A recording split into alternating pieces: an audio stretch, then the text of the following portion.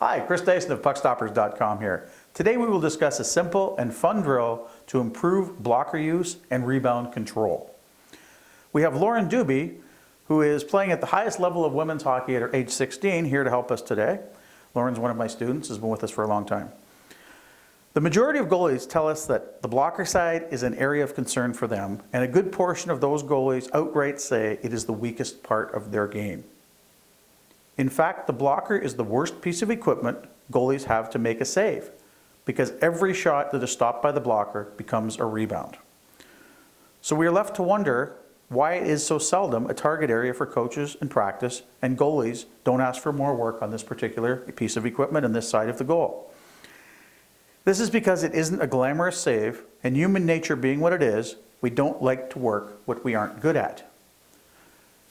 Just about every coach I have ever seen who wasn't an experienced goaltending coach asks their goalie to make the blocker save and direct the puck to the corner of the rink. This is not really a controlled save, it is a generic response that is safe, but not really a well-planned technique.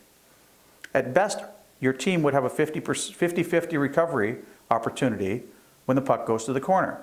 And our defenseman is often unnecessarily put into the position of being hammered into the boards while trying to recover it. Safe is okay and a good fallback, but not the best response, and certainly not what we expect from higher level goaltenders when control is a possibility. If we teach our goaltenders to direct every shot possible with a specific intent of what and where we want the puck to go, our goaltender will then truly be making controlled saves. So if we were dealing with the worst piece of equipment and a rebound on every shot, does it not make sense that we spend a good deal of time developing a save response that is specific to the situation and the player positions on the ice? Of course it does. Our focus here is to create good technique, superior rebound control, minimal movement, and we can certainly have some fun with this drill as well. You're going to require 3 specific targets. I prefer to use 3 colored boxes so the goaltender is reacting to something visual and real.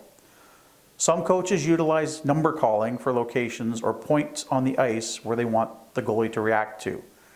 This is at times necessary, but whenever possible, I prefer to use something physical so the goalie is reacting to a visual target and not required to think about it. Colored targets make it even better. We place our 3 boxes in various locations and position our goalie in the center of the net.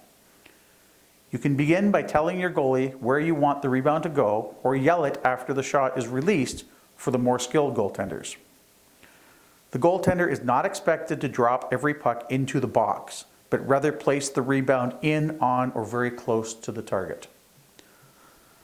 Once the goaltender gets more comfortable and is having success with consistent shots and speed, we alter the location and speed to more game-like situations.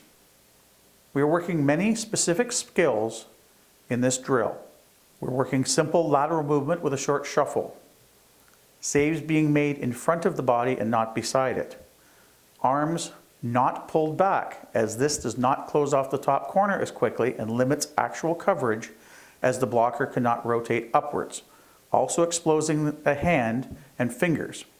We have seen several goaltenders over the years break fingers and hands with their blocker in the upward position.